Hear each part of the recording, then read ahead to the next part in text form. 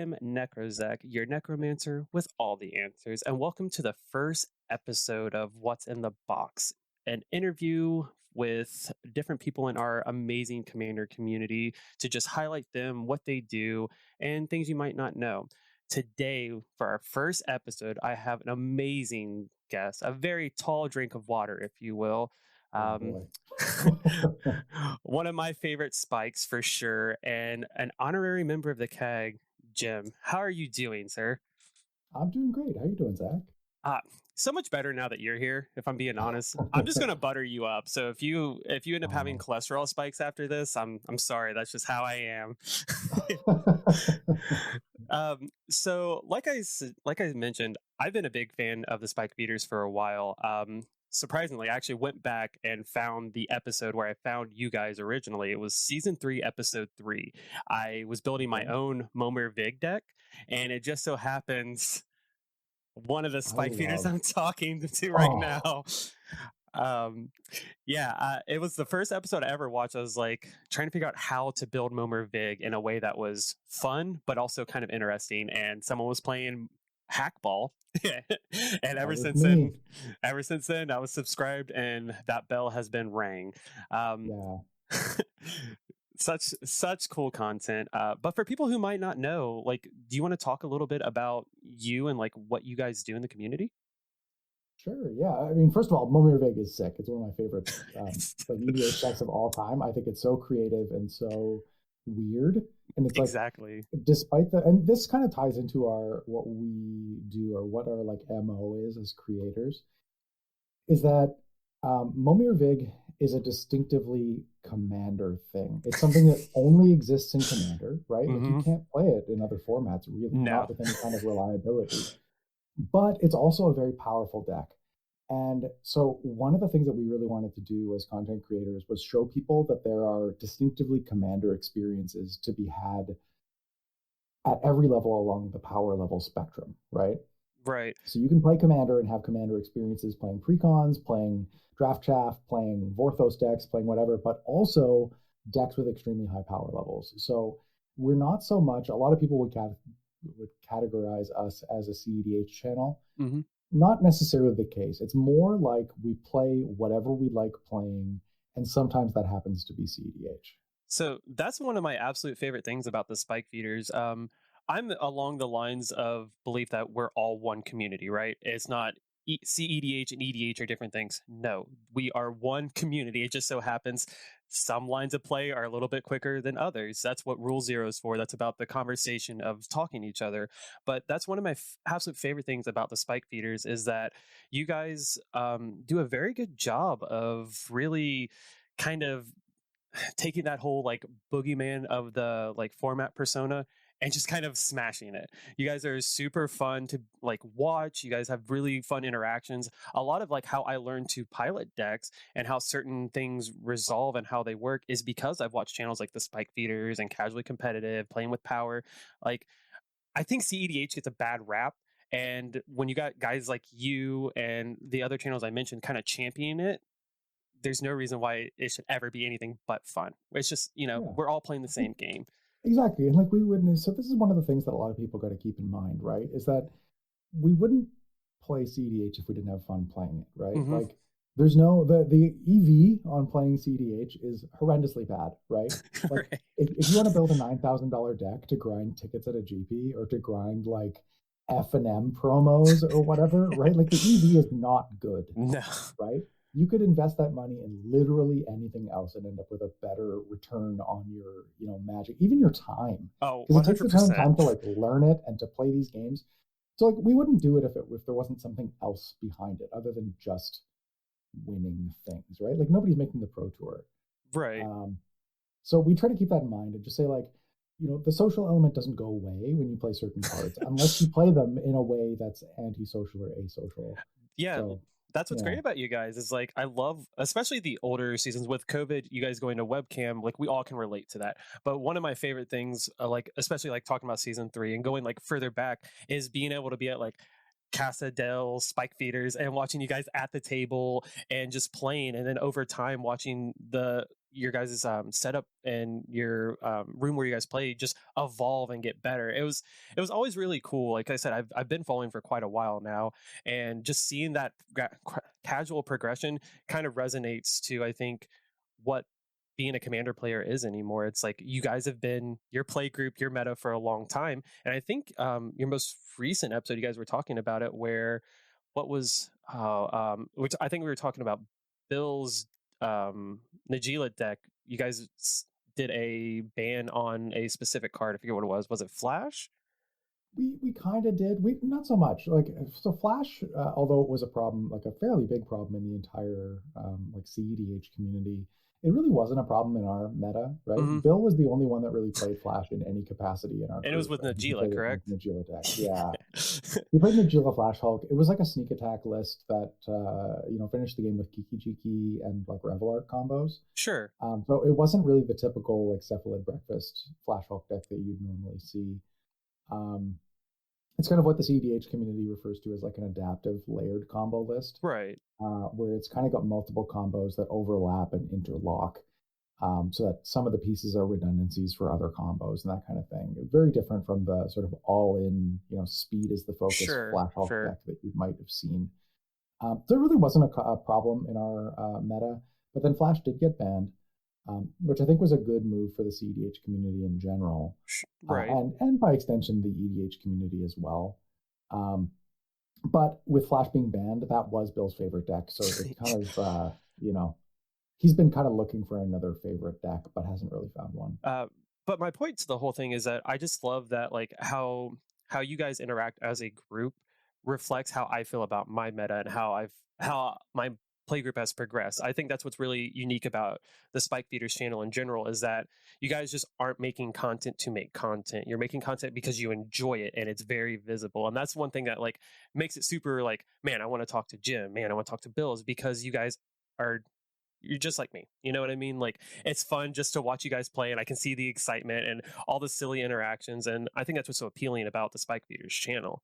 Um, well, since we're already on the topic of the channel, I kind of want to go over a couple shows. So I've probably listened to the playlist of Spike on the Mic probably 6 or 7 times now. I absolutely love that series. Do you kind of want to talk about that and explain what Spike on the Mic is for the audience? Yeah, I mean, I can even maybe give you a little bit of a sneak peek on where it's going because it's Oh, going to be changing up a little bit soon. please do. Um, I'm telling you, I've went through yeah, that playlist a couple times. so we have a couple different series, and they're kind of intended to do different things. Hmm. Our gameplay series is intended to showcase like our gameplay style, our personalities, that kind of thing. We've got our Better Know a Combo series, which focuses on combos. They're really compact episodes. They're not the typical 10 to 12 minute YouTube videos. 10 to 12 minute is a significant Right. thing in terms of monetization and that kind of thing for creators. I have to interrupt you. I have my little notepad in front of me so I didn't forget Oh anything. yeah. Better Know a Combo is on here.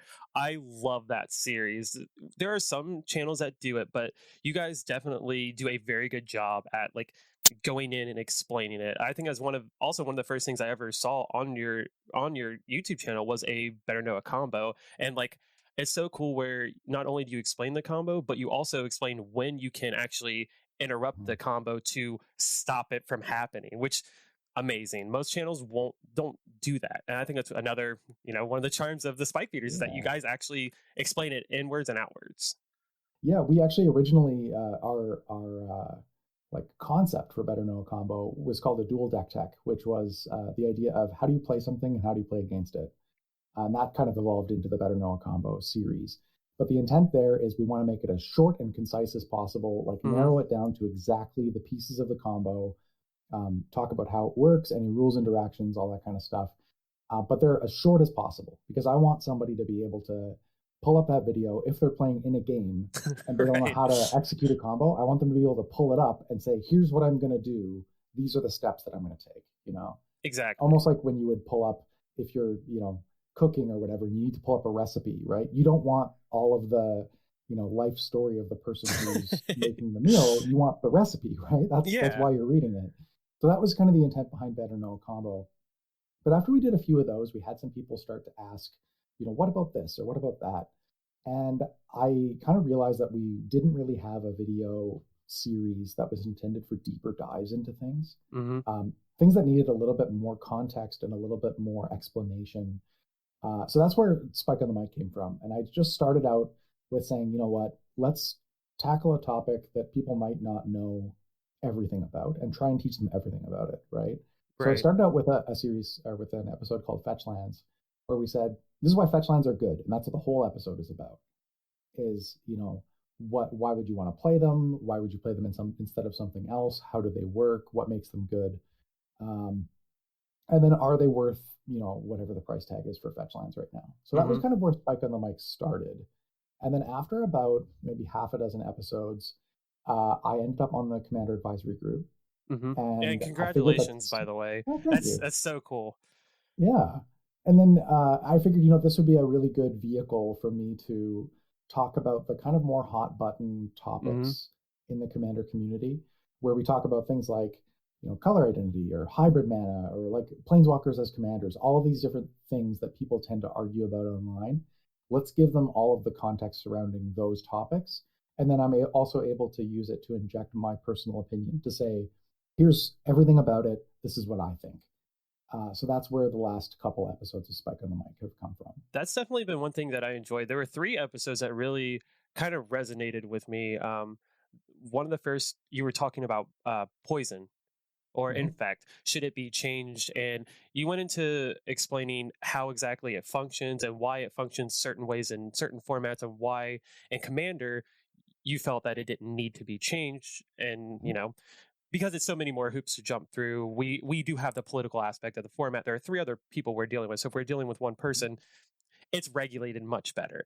And you Mm-hmm. also talked about the card pool, which is interesting because a lot of people don't think about that, um, which makes sense because with being on the CAG, you have the, what did you refer to it as? It's what the rules committee uses to base their judgments off of whether something should be banned or not. I can't Oh, remember the the. philosophy document. Thank you. Yes, the Yeah. philosophy document. I thought that was really cool because we don't get to see that a lot. We Mm-hmm. know we see how the rules community acts, and we just kind of see the end result. We do get explanations, but it doesn't always make as much sense. So to have something like Spike on the Mic, where you have a unique perspective, being entrenched in the more competitive format, but also having the more casual experience and having the Mm-hmm. platform that you do, it's made me look at things a lot differently. So That see, makes me really happy to hear.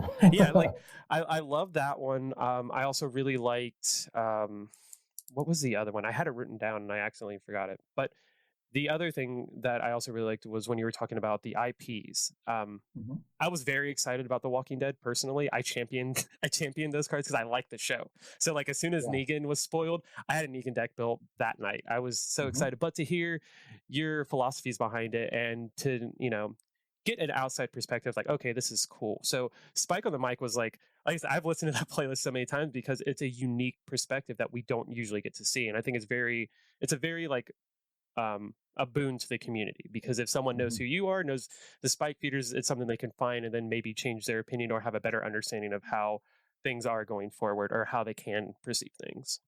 Yeah, like I wanted it to exist as a record out there so that first of all, I could like dispel some misconceptions because there's a lot of misconceptions when people argue about the format. Yeah. Even just when it comes to like why is a particular card banned, you Hmm. know? Like when I first started making Magic content, I was like, well, why isn't Time Twister banned, but the rest of the Power Nine is, right? And Toby Elliott swooped in and he was like, well, Time Twister isn't banned because it is not a marquee card in Vintage. And if somebody sat down and watched you playing a Time Twister, they wouldn't assume you were playing Vintage. But if you played a Mox Ruby, they would be like, oh, these people are playing Vintage, and they would probably just leave, or if they weren't interested, or they wouldn't think that it was a format that they could reasonably get into because they Yeah. already have all these preconceived notions about Vintage. So stuff like that, where like that's not something that a lot of people know, but I wanted to get that stuff out there to say like this is the real reason behind this stuff. Like I've gone and I've researched it, I've talked to the people that made the decisions. This is what's out there, and then taking it one step further to say, this is what I think, or when I'm in these discussions with the people who are making the decisions, these are the types of arguments that I'm going to make. And especially, I wanted to do it in a way that I didn't have to repeat myself over and over and over again. I could do it once and then send somebody the link to the video if they have questions, you know?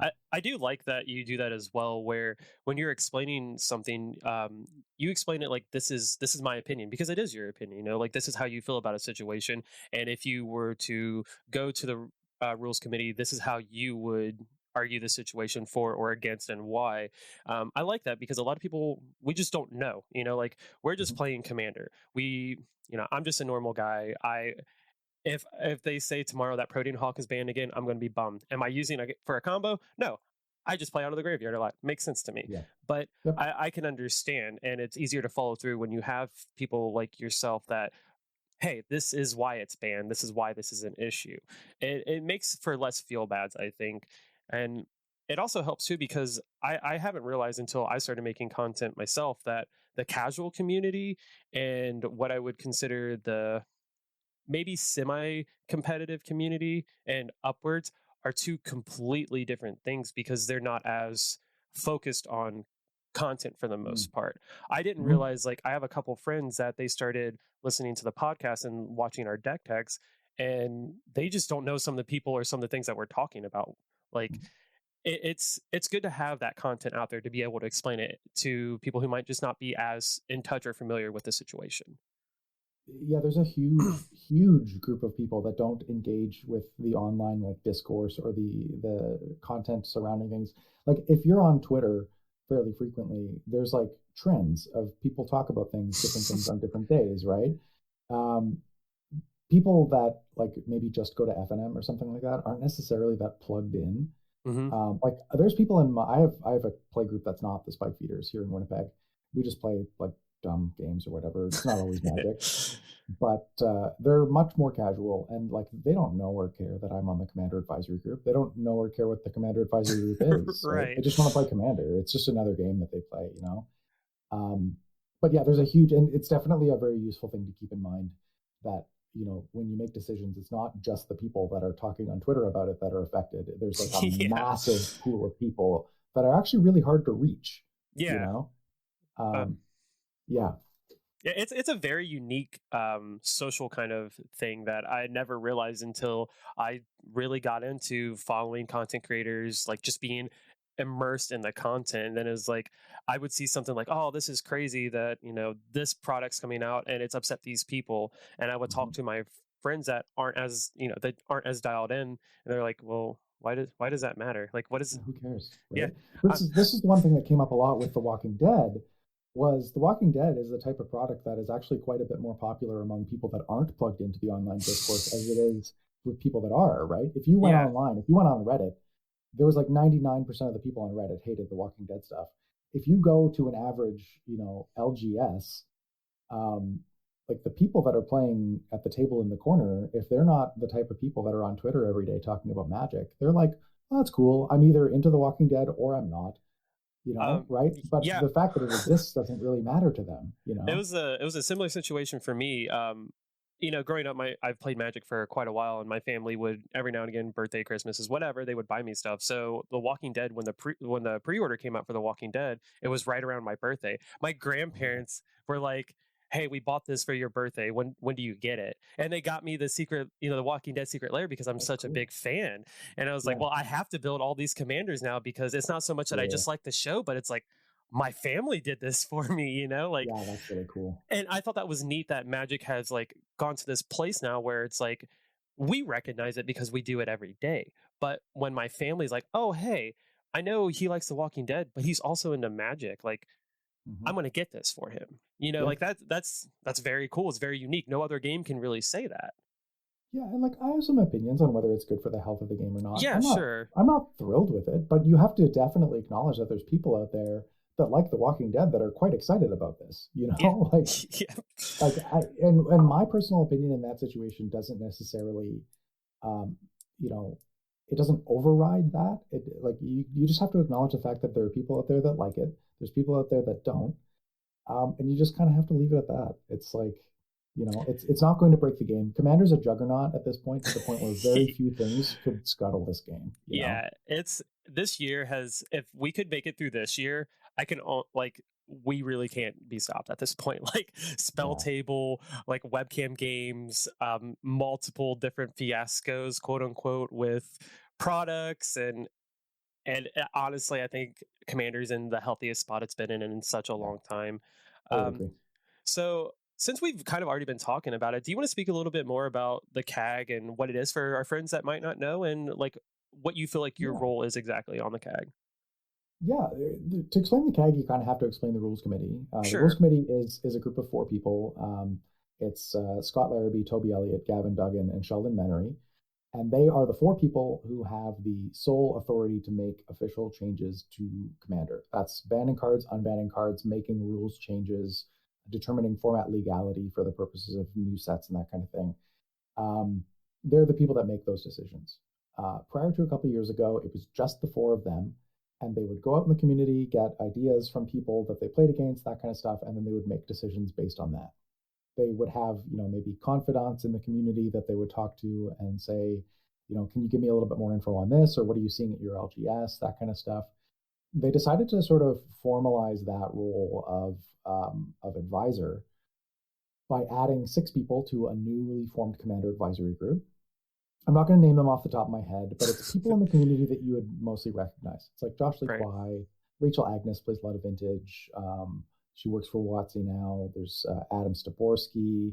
And then after the initial Commander Advisory Group was formed, I guess it wasn't six, it might have been five at the start. Then they added Olivia Gobert Hicks, a Hmm. cosplayer and Twitch streamer. Um, and then after that, they added another four. And I was one of the four that got added. So now there's 10 of them total, or 10 of us total. And we kind of, on an ongoing basis in a secret Discord server, we talk about, I'm not going to call it a secret Discord server. That sounds very like clandestine Yeah, it and was like whatever. very, But very Illuminati. yeah, but basically, we have these ongoing discussions with the rules committee where they do that kind of thing. They'll bounce ideas off of us. They'll say like, "Hey, what would happen if we did this?" Or, what do you think about these particular cards? Especially when new cards get released, we'll talk about whether things need to be banned or unbanned or what's healthy for the format. Um, and then we have a quarterly meeting where we kind of officially make these determinations. The CAG's role is not necessarily to come to consensus Hmm. because you'll never, like, it's such a diverse group of people. Yeah. You're never going to reach consensus on any of these issues. You get 10 Magic players in a room, they'll never agree on anything. Oh man, right? we already have a hard enough time doing that as four people on a podcast. Right. So it's not up to us to say like this is the CAG's official recommendation to the rules committee. Each individual will put in their recommendation, and sometimes we agree and sometimes we don't. And then the rules committee takes that stuff away, and then they make their decisions based on that information. So the CAG doesn't have a vote, but we can say, I feel strongly about this, or this is what I'm seeing in the community, that kind of thing. Right. It's Well, mostly to bust up the echo chambers of, make sure that there's a wider net of information and funneled into that's them. what I was going to say. When the CAG was introduced, I was actually very excited because with the rules committee, it felt in my opinion that it was like it's for guys that they have their meta and they do their best to experience as much as they can, but it's for people.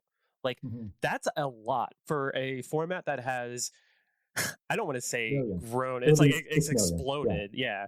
So the CAG was super exciting when it was talked about, and to have so many people of so many unique different perspectives and backgrounds and just even types of play. That's the big thing is Mm-hmm. we like amongst all of you guys, it's all very wide ranges of play, and it's honestly something that's super healthy for the format. I'm super glad that someone like you was actually on it because like for the longest time, like I don't play CEDH, but I love consuming the content. Mm-hmm. I love the interaction. I love seeing things that I wouldn't know how to do resolve. Like I Mm-hmm. learn a lot from watching these channels. So to have what people felt like didn't have a voice now have a voice, amazing. Like that was Yeah, and such a good thing. there's some people on the CAG, like Rachel Agnes does play CDH. Hmm. Josh Lee Kwai from the Command Zone has a CDH deck, so even though he doesn't like regularly play Yeah. CEDH, and I wouldn't consider him to be a part of the CEDH community, I don't think Hmm. he's trolling the competitive CEDH subreddit or the Right. Discord or whatever. Like they have taking turns but in my mind, Yeah. it's not as synonymous as something like spike feeders, where Mhm. once again, I'm not going to put labels on your content because that is your content. But from my perspective, I've always thought of it as more of a competitive um, Mhm. channel, Yeah, we definitely skew higher power for yeah, sure. which That's is like undeniable. it's exciting. Like I love seeing Yeah. that. And so, my role on the CAG is not necessarily as a representative of the CEDH community. Sure. It's more that like I've got thoughts on the entire format, which you can see from Spike on the Mic, right? Yeah, Like definitely. the infect stuff doesn't overlap with CEDH at all. Like the No. Venn diagram is two separate circles. Yes. And so, when Sheldon and I were talking about this, we originally I got in touch with Sheldon to talk about Flash, about the social implications and all that stuff. I remember like seeing your tweets. They were very, very well done. I thought they were so well spoken, and I was like, man, they need to offer this guy a position because you did such a good job. Like that was, I remember the whole debacle with Thassa's Oracle and Flash, and just how things were, like casual games were suddenly becoming destroyed by by one card, and then that was also bleeding into competitive as well. There was a Yeah. lot of um, there's a lot of decks that were just end up being that, it became Mhm. tier 0 and that became a problem. So to see you speak to it on just for people, not even because Mhm. you wanted attention or anything like that, it was just like, hey guys, I need you to see this. I Yeah. honestly, kudos, that was awesome. So we like I got in touch with Sheldon. We talked about Flash, and then you know before Flash was banned, like we were part of a Discord server with a bunch of people from the CDH community, Hmm. and I left that Discord server fairly well before Flash was banned, actually. And I said to them, I'm mostly done talking about this. I've told you everything that I need to tell you about Flash. But just so you know, like I'm not going away. Like I have thoughts on other things, Commander too, right? Like this is Right. not. I'm not a one issue kind of guy. And that kind of sparked the discussion about CAG stuff. So yeah, that was kind of the point where Sheldon and I were talking about other things. Like something would come up, and Sheldon might DM me on Discord or whatever and say like, assume that I want your opinion about this stuff, because Nice. the CAG role is not necessarily just to funnel information from the community. It's also to provide a layer of analysis on top of it to say like, this is what people are talking about, and then what do you think about it, right? Right. Um, it's summarization and analysis, and not just summarization. Exactly. I can definitely see that. And you definitely you strike me as a person that's good at that kind of stuff. Like even from just watching how you play like on spike feeders, like you're very good at just kind of, all right, what's going on and how am I best going to handle this situation. So Mhm. that's awesome. So I've kind of gotten, the backstory on the spike feeders and the CAG, but I kind of want to talk more about your backstory, your origin story. Tell Mhm. me how you got into Magic, and just anything you want to about it, really. Yeah. So I've been playing Magic since somewhere between revised and fourth edition. So like in the 94, 95 era. So I Okay. was about like 9 when I started playing Magic. I played until the late 90s. It was like right around Exodus that I stopped playing. And I took a break. Then what happened was Bill from the Spike Feeders is my brother. He's my little brother. He's 8 years younger than me. And he started playing Yu-Gi-Oh! And then, through Yu-Gi-Oh! He ended up meeting Elliot from our group. And Jerry was Elliot's roommate at the time. And so they were playing Yu-Gi-Oh! And then they kind of got into Magic.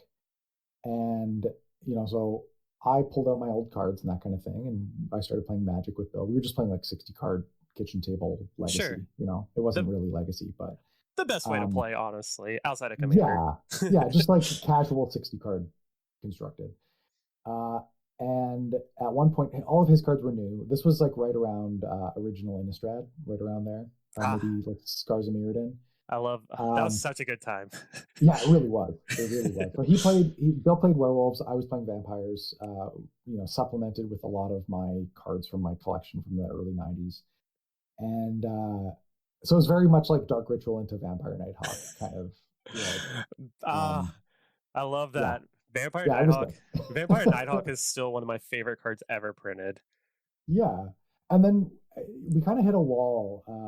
Where Bill started going to our LGS and he was buying new cards and that kind of thing, and he started playing Modern. So he was playing werewolves in Modern, and we were doing whatever. I wanted to go to a modern night with him and realized that my deck wasn't modern legal. And I had a second deck at this time. It was using Master Transmuter to bounce like Shield Sphere and Ornithopter into Blightsteel Colossus. It was like it's so goofy, but very fun. But you couldn't play Shield Sphere in modern; it wasn't legal. So I, kind of backed off on Magic a little bit, and then him and his friends, Bill and his friends, started getting into Commander. And he came to me and said, hey, there's this new format. You can play whatever cards you want; they're all legal. And that was when I started building Commander decks.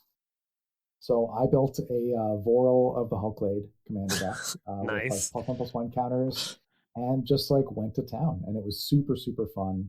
It was like a modular, like I used all the modular Arcbound creatures along with like affinity for artifact stuff, and just played a whole bunch of free artifacts and moved +1/+1 counters around, and that was how I got into EDH. Very cool. I love modular. I wish so badly we Yeah. could see. I wish we could see so much more modular and devour. I want those Mm-hmm. mechanics back so Oh, yeah. badly. I'm working on this weird Belby list that centers around devour. Belby's sweet. Yeah, Like, actually. yeah, Belby's insane. I was just telling him I'm working. So we do a lore show, and it sparked me to want to build what I call my Phyrexian box. So it's an archive of 4 Phyrexian commander decks. I finished the first 3, and Belby's my last one. I was like, I don't want to play with Nice. Eldrazi. How do I avoid that? I'm gonna do something silly. Yeah. Belby's sweet, though. Yeah, Like, actually really sweet. there's so many silly things you can do. But so your origin story is very sweet. It's really cool. I didn't know that you guys were as connected as you are in the Spike Feeder, so that makes me super happy. I feel like I got like a little bit behind the scenes that I wasn't expecting, so that's really cool. Yeah. But Like, my, beyond that, like, if you extend it to the other people, like, Jan was a judge at the store that we used to play at. That's how we met him. And then Maddie worked at the store that we played at. And who else does that leave? That leaves Alex. Alex was also a judge. Alex is a more recent Spike Feeder Mhm. edition. I was Anyone just I'm missing? listening Anyone? to Alex's episode on Spike on the Mic. Yeah, Oh, what was it called? Dang it, I'm gonna it's blank because called like solutions to format problems or whatever. It's I'm not sure what we actually called it, but the idea is that like there's different things that you can do to solve problems at different levels I've in the literally like format. with how my work has been lately, I've been able to listen to like whatever I want. So I literally put your guys' playlist on shuffle or not shuffle, Yeah. but repeat and just listen. But that's awesome. Before I go into the next section, I do want to plug your guys' website. If Hmm. you like the Spike Feeders, please go check out their website. It's actually called thespikefeeders.com. They have all their deck lists on Archidect, which is sweet. Series for Better Know a Combo. There's stuff for Spike on a Mic. They even have their own merch stuff and just like a bio about them and who they are, Hmm. and this really cute like carousel of pictures that you can Hmm. click on to move. But I have to ask, the name of the show is What's in the Box. So tell me, Jim, what is in the box? What is your favorite deck? Ooh, okay, so I have a deck. I've played it a couple times on the show, but I play it a lot off of the show, like when I'm on streams and that kind of thing. Mhm. It's called Aether Lich, I and I knew it. it's like far and away the most complicated deck I've ever built, like I by an order of magnitude. I never Um, understand when yeah, you play it, but I know it's sweet. yeah. It's okay. So just to give you a little bit of a background behind the deck, I used to write articles before I did the Spike Beater stuff, and I wrote a series of 4 articles that were centered around building casual decks that used like more competitive pieces as like consistent engines to do ridiculous things. Oh, that resonates. I want to interrupt. I do something kind of similar in a deck, and I honestly seen a lot of that with some of the stuff that you've done in like Ether Lich and so on and so forth. But I have mole. What's it? The guy who cares about salamanders that came out of Commander Oh Legends, yeah, I forgot what his Gormaldrick. name is. Gormaldrak, yeah. It's literally like I'm playing Mana Crypts and Mhm. playing Force of Wills and all these just stupid cards that you shouldn't be playing in a deck like this just to kill people with salamanders. And it reminds me a Yeah, lot of like I call it like it's a toddler with a rocket launcher, right? exactly. It's something Yeah, that it's a win condition that's so silly, but I have so much power in the deck, like it has to do something. yeah. So like that was the whole premise behind this series of articles where I built one deck per article. Where I said, we've got a really, really strong core to the deck, and we're just going to surround it with weird stuff, right? Stuff that's Right. like not optimal. Just we'll have some fun with it. So, like as an example, I built an ad nauseum deck, Mhm. and the article went through, how do you build around ad nauseum? Well, the idea is you make your average converted mana cost of your deck as low as possible so that you can draw as many cards off ad nauseum as you can. The other alternative is you can gain a whole bunch of life, and then that allows you to draw more cards with ad nauseum as well. So I said, okay, well, what if you were to do both but take it to the extreme? So I used Ikra Shadiki, the partner commander, and Tana the Bloodsower. So I said, let's gain a whole bunch of life with Ikra Shadiki, and then when we cast Ad Nauseum, we'll get our average converted mana cost as low as humanly possible. And the way I did that was by playing 65 lands in the deck. So we're just going to draw a whole mitt full of lands. We'll draw like 60 cards. Most of them will be lands. And then how do you win with lands? Well, you can play Seismic Assault or Land's Edge or whatever and just throw them at people until they're dead. So that's the idea behind this series of decks. There was 65 land ad nauseum. I played a Derevi mill deck that uses Derevi triggers to untap like Keening Stone and stuff like that. There was a Jaleva Gravestorm deck that used like the Gravestorm zombie combos to kill people. There was a Flash Hulk deck, but similarly, the Flash Hulk trigger, instead of getting Cephalid Breakfast, gets all of the 0-drop creatures in the game and Proforos. And so they all come into play at the same time, and it just donks people for like 30. And then the last one, which is Aetherlich, that's this deck that I'm talking about, was around Aetherflux Reservoir and its interaction with the card Lich's Mastery. So we took, just to give your viewers a little bit of background, Aetherflux Reservoir and Lich's Mastery means that every time you cast a spell, Aetherflux Reservoir triggers and you would gain some amount of life based on the number of spells you cast. Lich's Mastery says whenever you gain life, draw some cards. So it would allow you to say, cast a spell, gain a life. You gain the life, it draws you a card, and it just keeps drawing you cards as you cast spells. More and more and more and more.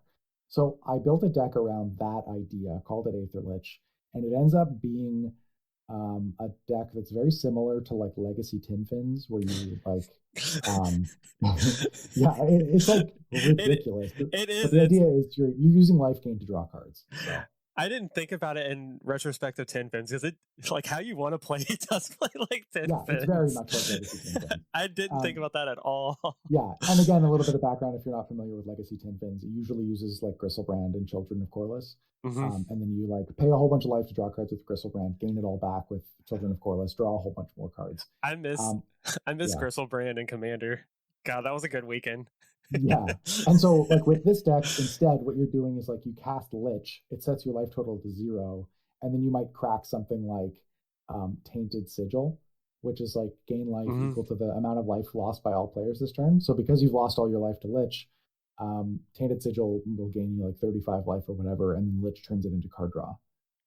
Or you're using these like really bursty life gain effects like Grey Merchant of Asphodel, where you're like, okay, it enters the battlefield, you drain everybody for 6 because you've got a Lich in play, which is 4 black pips, Grey Merchant, which is 2. So everybody loses 6 life, and then you draw 18 cards. It's just stuff like that, right? So, and then it's a storm deck, but that's the sort of central idea behind it. I'm glad that you've explained it because I've literally watched so many episodes where you've played it, and I'm like, God, I love Jim, but I don't know what I'm supposed to do with these cards. So complicated. Like the problem behind the deck is that it's got a lot of situations that you run into where you've got multiple replacement effects that are trying to act on the same event. Which again, for background for the viewers, when you've got multiple replacement effects that try to replace the same event, the controller of the event gets to choose which one applies, and then each one can only apply to the same event once. So that's, but when you end up with things like, I'm going to, replace my next card draw with gain 5 life, and then Lich is going to replace that gain 5 life with draw 5 cards through something like Words of Worship. There's just like multiple, I'm not going to say layers because it's not layers, but multiple replacement effects that all interact at the same time. It's very complicated. It's seriously, it's such a cool deck, but like I said, like I've thought about building a less complicated version of it, but then it just is not the same thing. Like it doesn't feel the same. The thing that I love the most about this deck though is that it's very complicated and it's very efficient, but it's not necessarily efficient in a way that maximizes your ability to win the game. Right. Lich, there's this really like weird and attractive kind of tension between win the game and lose the game because it plays a ton of cards that just say, if something happens, you lose the game. Right. And so I frequently have people ask me, well, what happens if somebody just like, you know, bounces or destroys your Lich effect? Do you just lose the game? And I'm like, yeah, it happens sometimes, Yeah. Like that's the trade-off. You do a whole bunch of cool stuff, but you have this like weird Achilles heel where every once in a while you try and do a whole bunch of weird stuff. And it's like that scene in Indiana Jones where the guy's like flourishing with his sword and And then he just Indiana Jones gets pulls out his gun and shoots him. Like I that's what it feels like playing that deck. I just for my Phyrexian box, I just built Greven, Predator Oh yeah. Captain, and it's kind Yeah. of the same thing. It's like I'm gonna play Wall of Blood and I'm gonna lose a ton Yeah. of life. Well, what if Greven gets killed? Yeah. Then Then I'm you at die. then I'm maybe at Yeah. 3 life. That's I Like think it happens sometimes. yeah. I'm a very big proponent of is the table having fun? Are you having fun? Did you lose and did you laugh because you lost? Like Yeah. then it's probably a good night. Like whatever. Like one time, this is like probably my favorite way. This is a total tangent, but my favorite Oh, way it's that I've fine. ever lost the game. I was playing my Kangi Airy Keeper Changeling Tribal deck, Nice. and a guy took control of my opponent took control of my turn using Worst Fears. And I had an Avian Changeling in play. So on my turn, he's controlling me. He's making all my decisions for me. He makes me attack him with my Avian Changeling. Okay. He declares no blocks. In the post combat main phase, he casts Knowledge Exploitation, Hmm. which is for its prowl cost. So if you attacked or if you dealt damage with a rogue this turn, you can cast it for its prowl cost. Right. So because Avian Changeling is a rogue, it enabled the prowl cost. He cast it. He searched his own deck. So he says, I want to search like your deck. So from my perspective, it's his deck. He searches up Toxic Deluge, makes me cast it, and pay my entire life total into it. And I'm like, well, I guess I'm dead. If you're gonna go out, like that's a good way to go Right. out, I mean, like, honestly. it was a galaxy brain play, and you can't be mad about it because, like, Yeah, that again, that's one of those distinctively commander experiences, right? exactly. I've Like, had some. I love that. That's what the format I think is really about. We actually did an episode today talking about the new. What's I'm so bad with names. Goodness. The new is it commander from the commander deck. Oh, Oh, what is good question. I don't I really keep up with new sets, so it's kind of hard for I me. forget her name, but basically we end up making like I end up helping my co-host, and we end up making it more of like a secret commander Brutaclad deck, which Oh yeah, I love love Brutaclad. Brutaclass. I do not like Is It, but I love Brutaclad, and it was Mm-hmm. one of those things like it's a bunch of big splashy spells because that's kind of what Prismari is about, is like doing these big over the top Yeah. spells, and I was like, what's so cool about this deck is that it I feel like encompasses the soul of commander, right? You want to do big splashy things. You want to do just where else are you going to play really an 8 mana spell and Mm-hmm. it actually means something? Yeah. Yeah, I call them distinctively commander experiences. In the philosophy document, they call them resonant experiences. It's like Hmm. things that are like, yes, that was a good use of my time to play that game.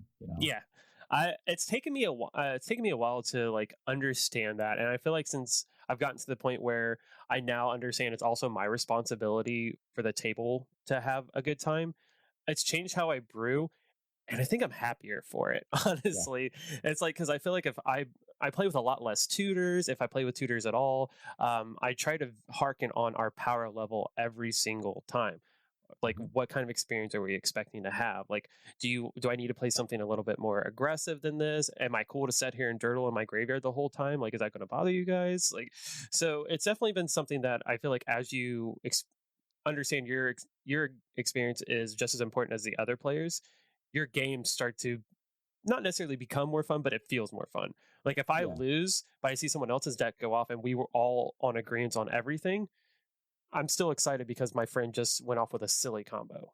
Or Yeah. And I think that's a really important point, right? Like, people talk a lot about how, in a more casual format or a more social format, winning isn't the only thing.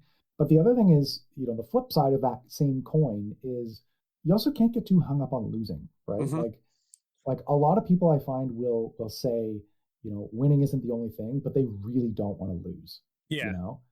like And they might the get salty if they lose in a way that they don't want to lose. And but like king the making flip side type of it is, stuff and like yeah, like spy the flip side of plays. it is when you lose, like, okay, shuffle up, let's play again. Um, and if you're contributing to a positive atmosphere, that also involves being a gracious loser. Yep. We just we just played a game and it was just kind of a silly game. One of our hosts stepped away while we were streaming and I have an Orvar deck and two of Mhm. our other hosts have Orvar decks. So guys, go get your Orvar decks.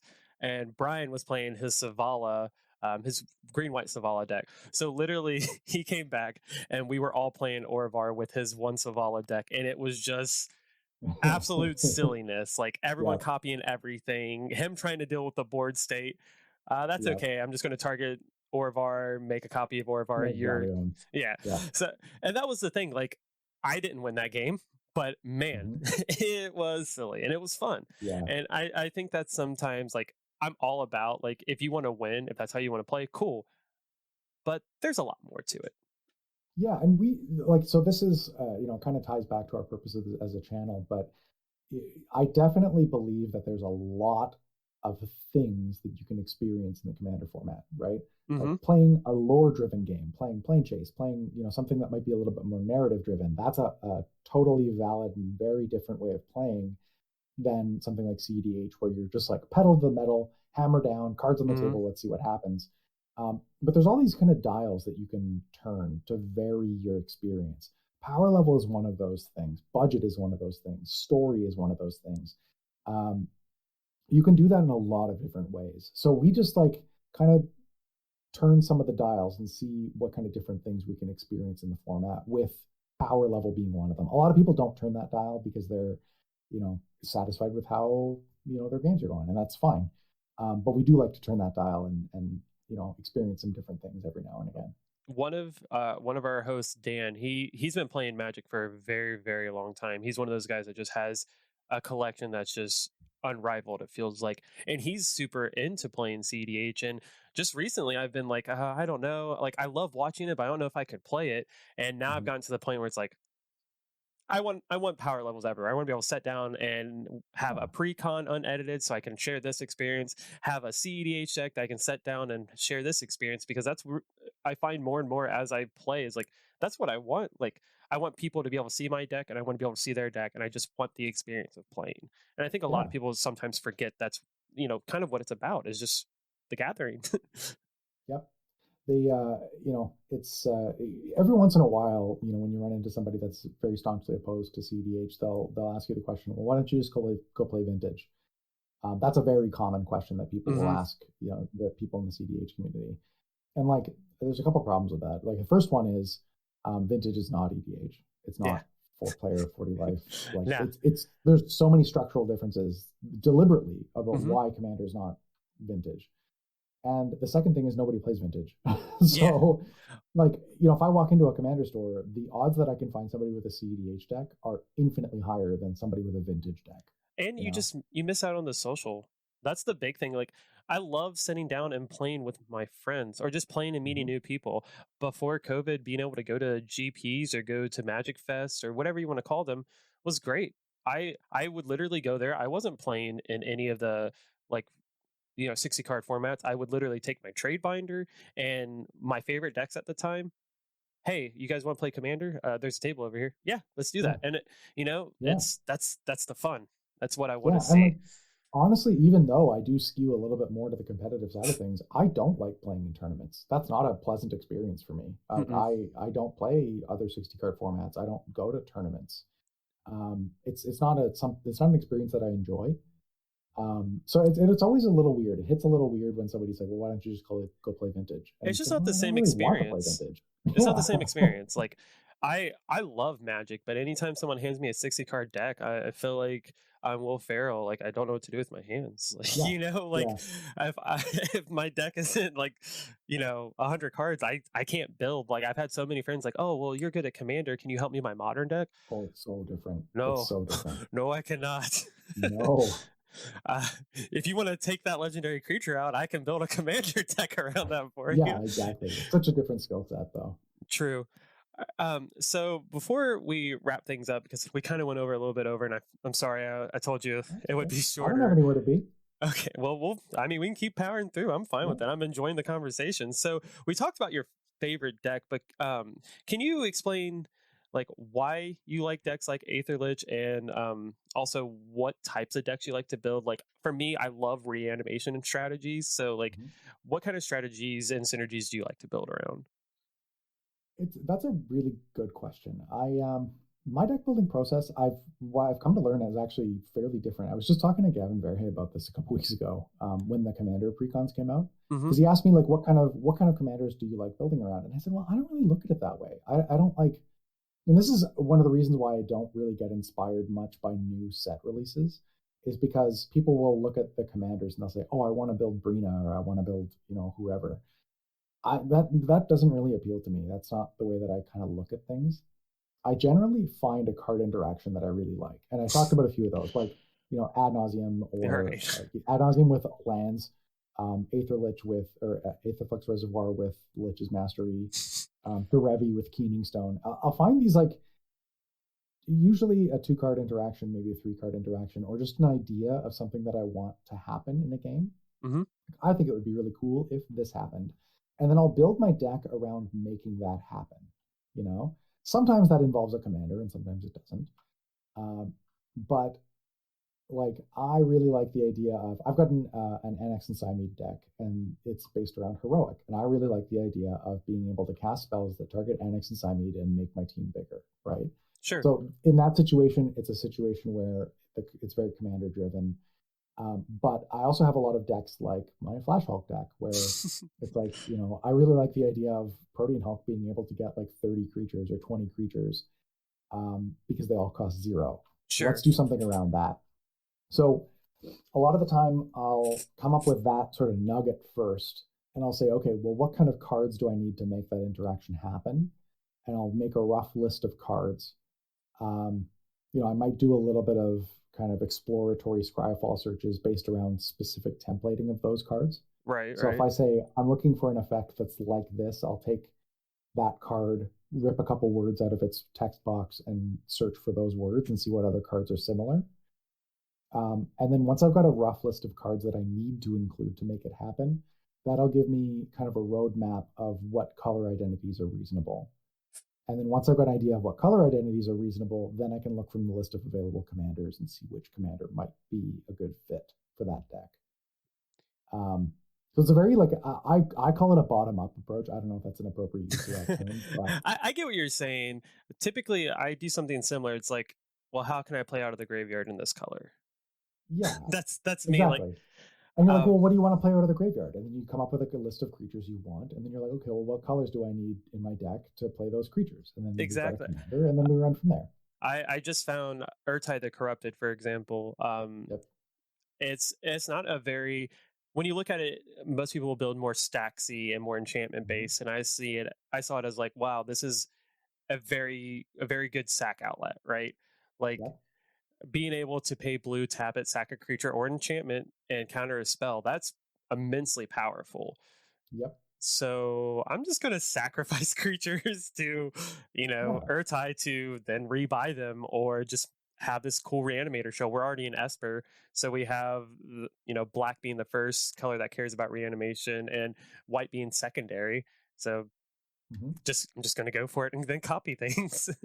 Yeah, Yeah. I can definitely like I can resonate with you on that. Like where it's sometimes it is the commander, sometimes it's just like these two cards interact in such a way that I want to try to abuse this. Yeah.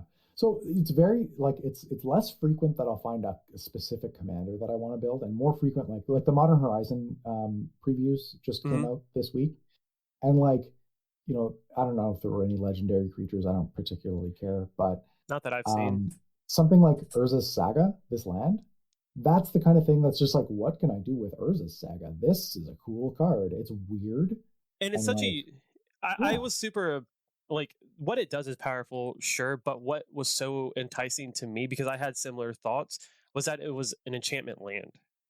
yeah. It's I just don't weird, right? I want yeah, to play this land because it's weird and it's different, I don't know what I want to do with it, and I don't necessarily believe that it's going to be powerful. but I want to do something with this. Yeah, that's the kind of thing that'll like get my creative juices flowing, that type of card. Or like I point to the Ozolith as another one where it's just like, I want to play with the Ozolith. I don't care what I'm doing with it. It's just a cool card. And then I'm like, It's you know what? It might result in me building a Skullbriar deck or like something, you I know? love the Ozolith because it's in such a unique space, design space too, because it's not just Hmm. it's counters. Yeah. It Yep. doesn't specify. So I'm a very big I love mutate. I'm so sad that we don't have more mutate creatures because I would Mm. build so much more mutate. But what was cool about Ikoria outside of mutate was the keyword tokens. So I have Hmm. a whole mimeoplasm deck built around mutate and keyword tokens. That's cool. So yeah, so like you would normally mutate, you'd see like in Sultai especially, you'd see like Borkaros or Otrimi. So to have the mimeoplasm, I literally just how complicated can I make this on myself Yeah. to explain what's going on my board state, and the Yeah. Ozolith just helps Yeah. that. That's very similar. Like I'll see a card like that come out, and then that's what gets the wheels moving. And then that sometimes will result in a deck and sometimes not. Sometimes I'll just like make a note in my notebook of like this is a cool interaction. And then I Oh might leave it and come back to it a couple years later once there's more support. yeah, I'm so bad about that. I will literally screenshot things on my phone and then I'll like write little notes about it, or I'll come home and I'll go through all my collection, have this large pile sitting next to me, like, okay, these are all my ideas for this weird interaction or theme or what have you. Yeah. Yeah. Well, awesome. So I think I think that wraps it up for this first episode. Jim, thank you so much for being on. It was an absolute pleasure to talk with you. For anyone who might not know, would you care to like just plug yourself a little bit more? Yeah, sure. You can find our content, like we talked about, on YouTube or Twitch at the Spike Feeders. That's just like the card name, but with an S at the end. You can also reach us on Twitter, Facebook, like all of those things. We're all the Spike Feeders on all of those. Or Mhm. if you want to get in touch with me specifically, you can reach me at JimTSF on Twitter. Or you can join our Discord, the Spike Colony. And those are the best ways to get a hold of me. Zach, you reach me by email at thespikefeeders@gmail.com. That's also a good way to get a hold of me, but it goes to the entire group of the seven of us. Yeah, I was very surprised. Very punctual. I was sitting at work and I literally I work on medical parts and I was just like, I'm just gonna reach out to Jim. I'm just gonna see if it'll happen. Oh, And I literally almost destroyed a part because I saw the reply back so quickly. I was like, holy crap. Uh yeah, you caught me at a great time. It was like early yesterday morning, mhm. and I just got my COVID vaccine on Thursday morning, and Friday morning I woke up and I was so sore. I was sitting in the dark in my living room, just doing nothing. Oh, buddy, I'm It so was sorry to like hear that. I woke up at like 5 o'clock in the morning, and I'm just sitting in the dark in my living room, and I'm like, oh, I got an email, and so I just responded, Well, is and this your yeah, first or you just second? caught me at the right time. I was the first one. Yeah, I Oh, got the Moderna. nice. I went with Pfizer, so Yeah, welcome to almost the club. I know. I can't wait for the second one. But that Yeah. you just happened to catch me at like the perfect time. I was sitting doing absolutely nothing in my living room when you emailed me. Well, I'm super glad the stars aligned and I had a spike on the mic for this episode. It was fun. Yeah, thanks for having me on. Oh man, I believe me, all the thanks are on this side. It was such a pleasure. Once again, if for some reason you have not been enticed by this tall drink of water, please go find all of his content everywhere and the other spike feeders who are also amazing people. Um, I've been Necrozak, and this has been What's in the Box.